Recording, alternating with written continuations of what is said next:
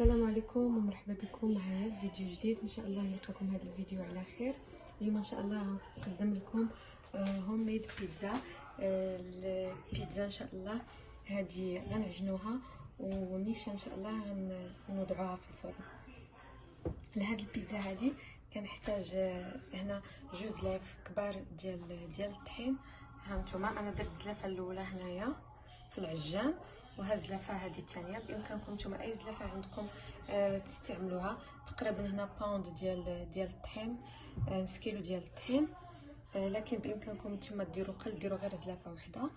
انا اليوم ان شاء الله غندير جوج زلايف، باغيه جوج بيتزات يجيوني متوسطين. المقادير عندي هنا معلقه كبيره ديال الخميره، انا درتها في المدافي باش تولي ليا اكتيف. عندي معلقه صغيره ديال العسل، عندي مليحه وشويه ديال السحيطره. انا غندير اليوم شويه السحيطره، كل مره باش كنديرها مره بالزعتر مره بالسحيطره مره بالحبق. كل انسان والاختيارات ديالو. بعد المره ما كندير حتى شي حاجه، كنستغني على المنسمات. هنا عندي معلقه كبيره ديال زيت الزيتون. على بركه الله غنضيف هنايا المليحه، معلقه الملحه صغيره مع الزعتره ديالي. غنبدا ندير العجان اللي خدت ليا المكونات. غنضيف الماء، غنزيدو هاد المعلقه الصغيره ديال العسل. بامكانكم ديروا السكر،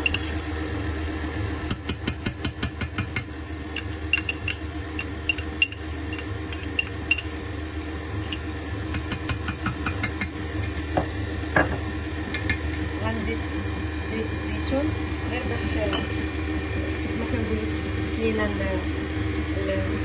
العجينه ديالنا. معلقه كبيره،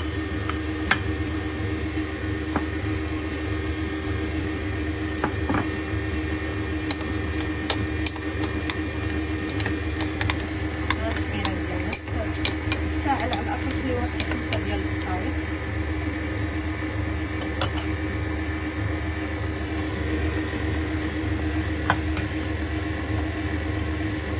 بإمكانكم تستعملوا غير يديكم ماشي بالضرورة، لكن أنا يدي بريدة ما كنقدرش نستعملها. هاد العجينة هادي باش تجي معنا ناجحة خاصها تبقى مدة طويلة تخدم لينا، مدة 5 6 ساعات. داكشي علاش ما كنديروش الخميرة، كنديرو غير القياس. إلا غديرو غير زلافة ديال الطحين ديرو غير معلقة صغيرة ديال الخميرة. فكل ما طولت معنا هاد العجينة في الخميرة كل ما كتصبح لينا وكتجي زوينة. هذه عجينه ايطاليه. صافي انا غنضيف الخميره،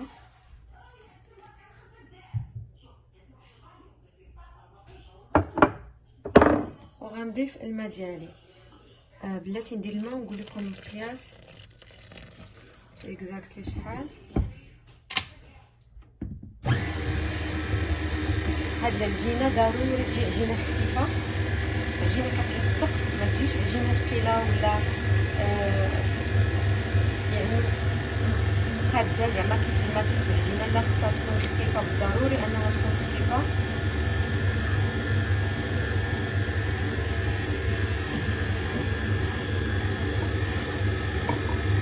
والماء ديما تيبقى عندكم ميزانكم، كل طحين كان الطحين اللي كيشرب والطحين اللي ما كيشربش.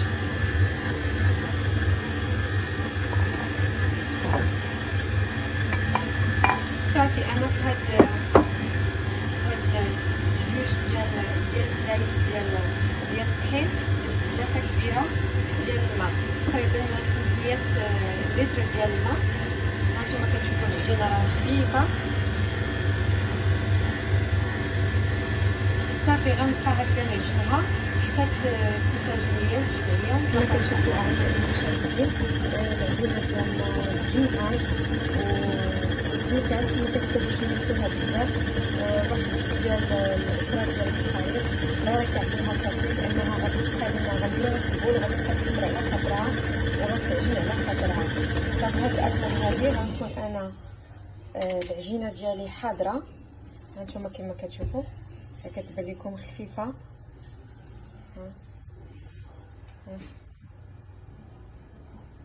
خفيفه بحال تقريبا ماشي عجينه ديال السفنج بحال هكذاك.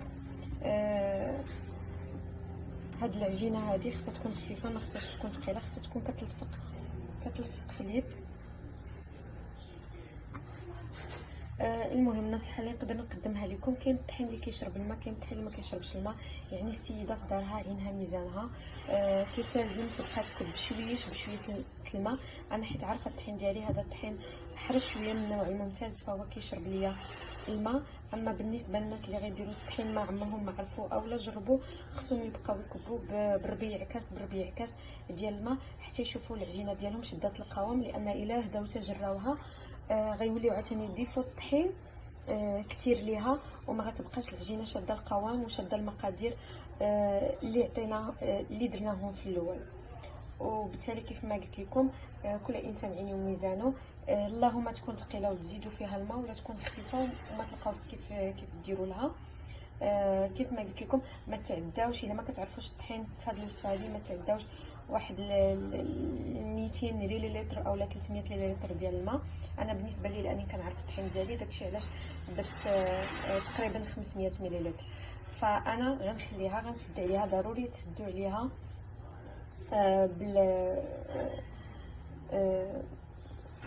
ديروها في شي بواط ايمين زعما كاينه، اولا شي تشوبينه وتغلقوا عليها، اولا ديروا لها سلوفان من الفوق. انا اوريدي عندي العجان غنسدها بحال شي بواط، ف غنسدها ونخليها ان شاء الله تخمر ليا المده ديال اقل حاجه 4 ديال الساعات. ومن بعد ان شاء الله نتلاقاو في تتمه ديال المقادير. ها نتوما كيف ما كتشوفوا العجينه ديالي من بعد ما خليتها 6 ديال الساعات، كل ما كتنفخ ليا كنحاول نفشها شي شويه هكذايا ونعاود عاوتاني نغطي عليها. صافي ساليت 6 سوايع. ها نتوما كيف ما كتشوفوا خصها تجي هكذا ملصقه. غنحاول دابا نحيدها من البول ديالي. بامكانكم تفزوا بيديكم شويه ديال الماء كيف ما درت انايا، اولا تجبدوها بسباتي نتوما الاختيار ديالكم. انا كنفضل يدي وكنفضل الماء لانه كيساعد دغيا كيجر ليا العجينه كامله. ها نتوما كيف ما كتشوفوا العجينه ديالنا عجينه نقولوا لاستيكيه.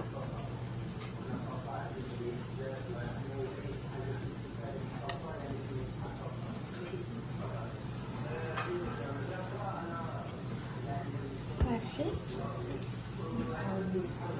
نخوي البول من العجين.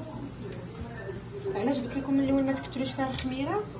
باش ما تجيش فيها ريحه ديال الخميره بزاف، عطيوها غير حقه من الخميره القياس ديالها، لانها راه كتخمر راسها من بعد.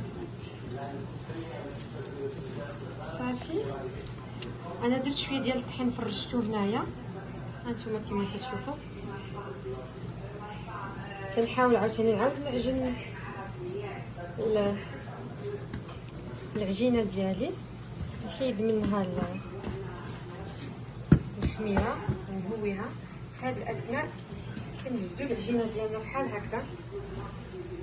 خصنا نبقاو نديرو لها بحال شي كتاب اولا بحال شي بسطام اولا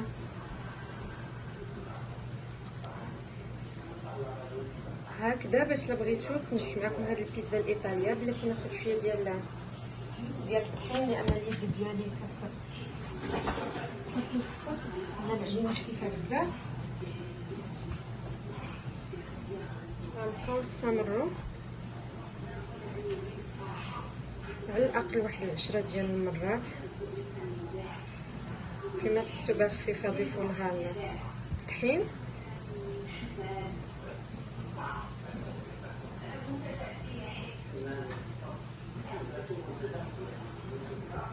دائما واخا لان تلصقات لي في يدي من الاول ماشي مشكل، نعاودو نزيدو الطحين ليدينا لان العجينه خفيفه.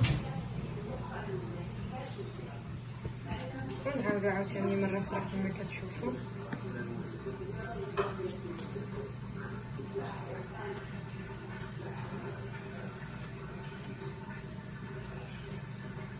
هكذا باش كتنجح العجينه الايطاليه، كتجي رطبه ومفشفشه. ودائما مع نزيدو الطحين غنبقاو هكذا مده 15 مره على الاقل، وديك الساعه من بعد ان شاء الله نقسموها ونكملوا. كيف ما كتشوفوا من بعد ما وريتكم الطريقه باش نخرجوا من العجينه ديالنا الخميره وباش كتجينا مطبعه ولينه، درتها 15 مره او اكثر، ومن بعد خليتها تراجع ليا هنايا في هذا الاطار هذا، تراجع ليا واحد 10 ديال الدقائق. ودابا ان شاء الله غنقطعوها نتوما على حساب. الا بغيتو بيتزا صغيره قطعوا هادو اجزاء صغار، بغيتو بيتزا كبيره قطعوا اجزاء شويه متوسطين. انا غنقطعها على 3 باغي ندير بيتزا كبيره.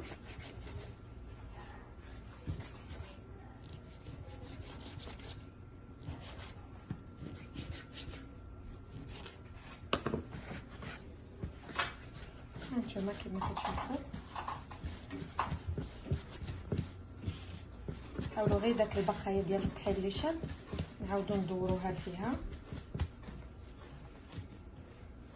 بغيتو تخزنوها في الثلاجه خزنوها، راه كتبقى لمده اسبوع. ديروها في واحد ديال التشوبينه وتغطيوها مزيان، تحكموها وتخليوها في الثلاجه، ومن تبغيو ديروها تخرجوها قبل ساعه ديال الوقت وتخليوها في درجه حراره المطبخ وتستعملوها. راه كتبقى زوينه ما كتخسر ما والو، ما تحتاجوش طيبوها نص طيبه، خليوها خضره بحال هكذا. انا في هذا الاثناء غنحطهم كاملين وغنخليهم عاوتاني يرتاحوا ليا 15 دقيقه هنايا في هذه اللاطه هذه، ومن بعد ان شاء الله نتلاقاو في تتمه المراحل. كيف ما كتشوفوا من بعد ما خليناها خمرات لينا واحد شي شويه، هانتوما كتشوفوا الفقاعات ديالهم. حنا عاد نقرصوها، بامكانكم ديروها بالسميده، بامكانكم ديروها غير بالطحين اللي بغيتو.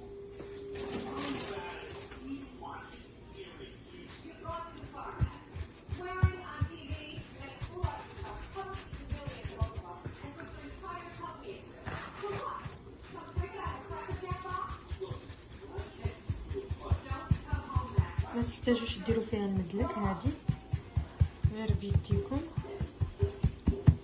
غنهزها دابا غنبقى نديرها بيدي هكا بحال اللي نجبدها شويه ونرجع نحط عاوتاني. كندير بحال لاعبين في الملاكمه. ما تخافوش منها، راه واخا تترقق تتعاود ترجع عاوتاني للحجم ديالها. المهم كل انسان يديرها على حسب السمك اللي بغا. انا ما تنبغيهاش غليظه بزاف،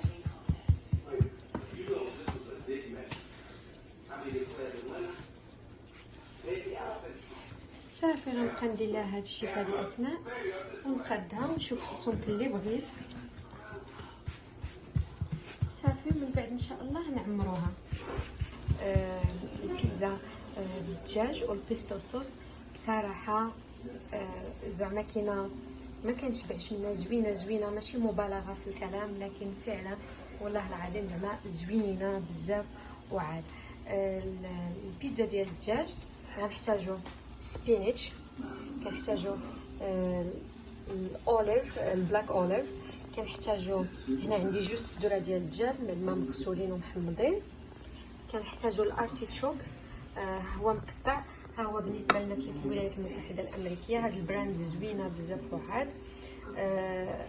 هو اوريدي محضر وفيه فيه الثومه من الداخل وفيه الحباق وفيه الزيت وفيه الملحه وفيه الثومه، زوين رائع بزاف. وعاد وبالنسبه للناس اللي ما كيتواش عندهم، بامكانهم ياخذوا القوق ويسلقوه نسلقه مع الحامض ويديروا فيه شويه المليحه وشويه ديال الثومه وشويه ديال الحباق ولا اللي بغاو، اولا بامكانهم غير يسلقوه هكذاك ويرميو عليه رشه ديال المليحه وشويه ديال الزيت البلدي وشويه ديال الثومه ويستعملوه. كنظن راه كيتواجد في الاسواق لكن على العموم الا ما بقيتوش ديروا البديل. هاد الوصفه لا بدات تحترم فيها المعايير، لا بدات تحترم فيها هاد الاشياء هذه، لان هاد البيتزا هذه كدير غير بهاد الاشياء. والبيستو صوص كيف ما كتشوفوا ها هو واجد محضر، راه كنظن كيكون في الاسواق، ولا ما كانش بامكانكم ديروه في الدار.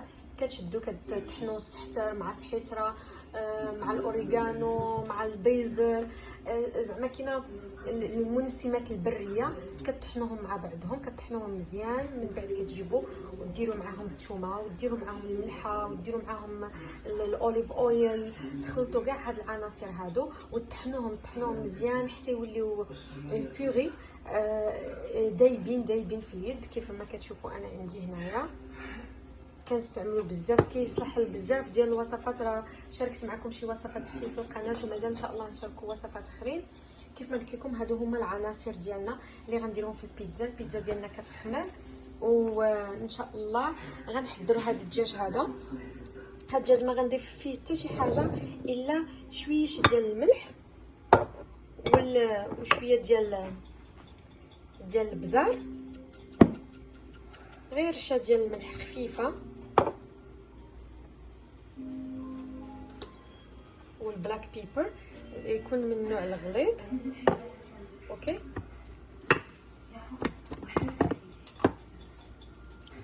نقلبوهم على الجهه الاخرى كذلك ومثال، ونرش عليهم رشه ديال الملحه،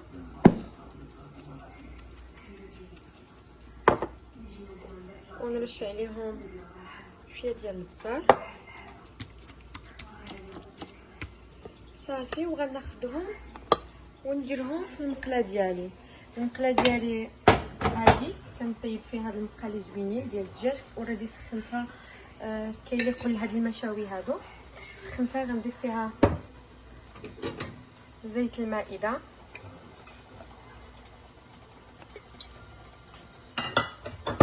نقيطه ديال زيت المائده، غنخليه يسخن ليا. هاد الزيت راه كيمشي غير لتحت، راه ما كيقيس لينا الدجاج ديالنا ولا اي حاجه غتشويو فيها، ما كيقيس لينا، غير باش ما يتلصقش لينا وصافي. هاد غنحط الدجاج ديالي، غنشويه من كلا الجهتين على نار تكون متوسطه، وما غنطيبوش بزاف حتى يبس لي وينشف لي. حاجتي به يبقى سوفت، يبقى رطيطه، نطيبو من كلا الجوانب ان شاء الله، ومن بعد غنقطعوه حتى هو باش نوزيوه ان شاء الله في البيتزا ديالنا. يلا خليكم معايا ونكملوا بقيه المراحل مع بعضنا. يلا كيف ما كتشوفوا من بعد ما قديت العجينه ديالي وقرصتها على السمك اللي بغيت، انا درت سمك متوسط ان شاء الله بحول الله. غنبداو نديرو الحشوه. اول حاجه غندير البيستو صوص كيف ما كتشوفوا،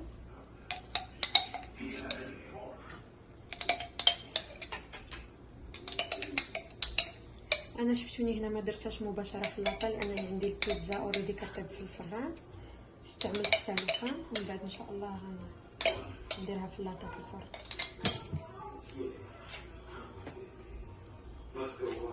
بصراحه خصني نستعمل يدي لان يدي ما غتقطعش ليا العجينه احسن. هي ضروري هاد البيتزا كتبغي البيستو صوص بزاف لانها ما فيهاش المكونات بزاف. هاد البيتزا بصراحه كتجي رائعه ديال الدجاج، زوينه مع البيستو صوص. بالنسبه للناس اللي كيبغيوش الحموضه وما كيبغيوش الفلفله كتجي زوينه بزاف.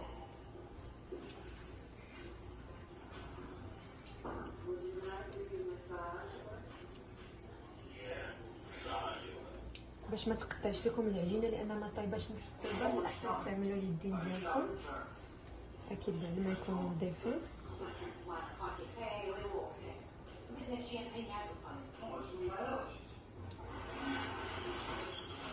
ديروها على الحواشي حتى هما باش يجيو بنانين، وحاولوا غير بشويه باش ما تقطعش لكم العجينه.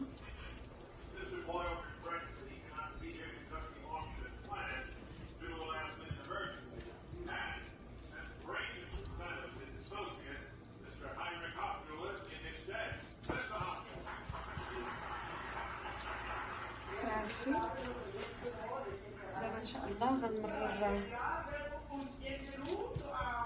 ندير تشيز. انا اختاريت تشيدر تشيز باش نبننها. تشيدر تشيز كيمشي مع البيستو صوص. اللي ما عندوش بامكانو يدير موتزاريلا تشيز، ماشي مشكل.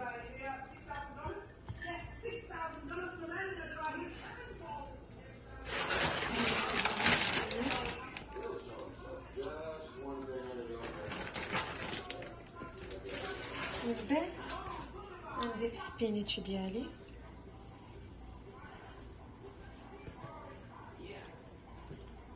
هاد الشوبين هذه هي هادشي اللي فيها، ما تضيفوا عليها حتى شي حاجه اخرى لان هاد المكونات كتمشي مع بعضها، كتواتى مع بعضها.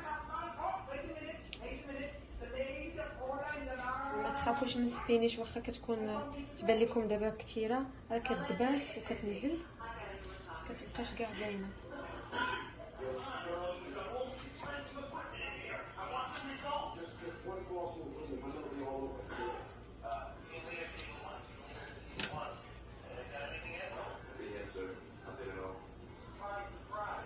صافي دابا غناخذ الارتيشوك ديالنا هاهو.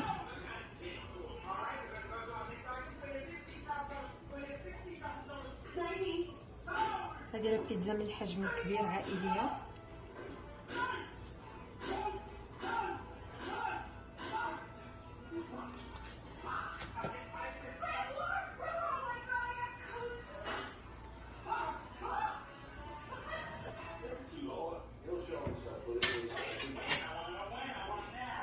نزيد دابا الدجاج ديالي.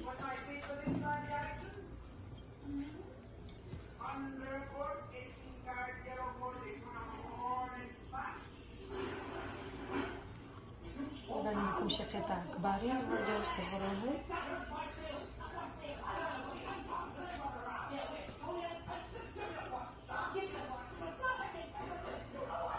كتحاولوا توزعوا دائما الخضروات بشكل متوازن وتوزعوهم على الجناب باش ما يجيوش الجناب خاويين.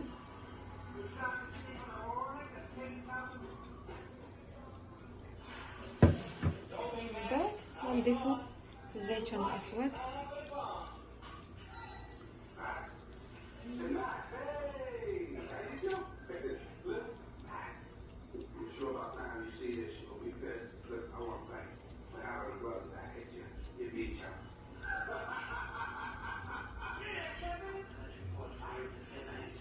هاد البيتزا ما تحاولوش تستعملوا فيها المدلك لان غتقطعها، لان خفيفه بزاف، غير تخدموها غير باليد ديالكم.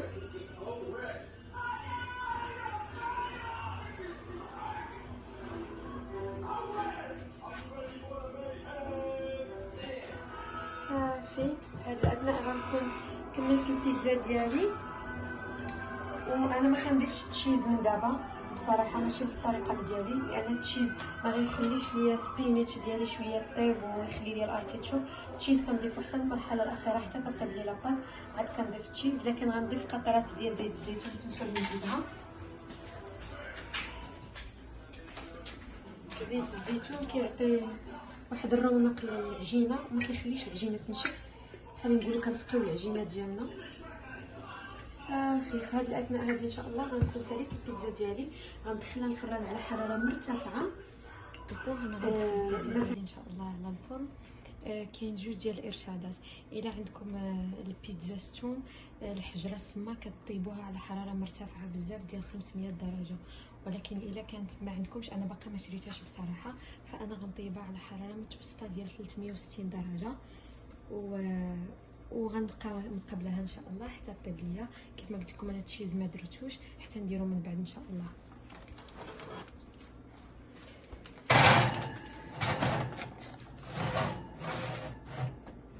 كنكونوا مسخنين الفران في الاول واحد 10 ديال الدقائق على حراره مرتفعه باش ما تسقطش لينا البيتزا ديالنا. ودابا ان شاء الله غنسدو عليها من بعد ما طيبت لينا التشيز البيتزا ديالنا عفوا من الفوق ومن التحت. راني ضفت ليها التشيز وغندخلها غير في الحراره ديال الفران غير يذوب هذا التشيز هذا ونخرجها ان شاء الله. وفي هذه الاثناء غتكون البيتزا ديالنا وجدات. نتمنى ان شاء الله تعجبكم وتجربوها ونتلاقاو في حلقه جديده.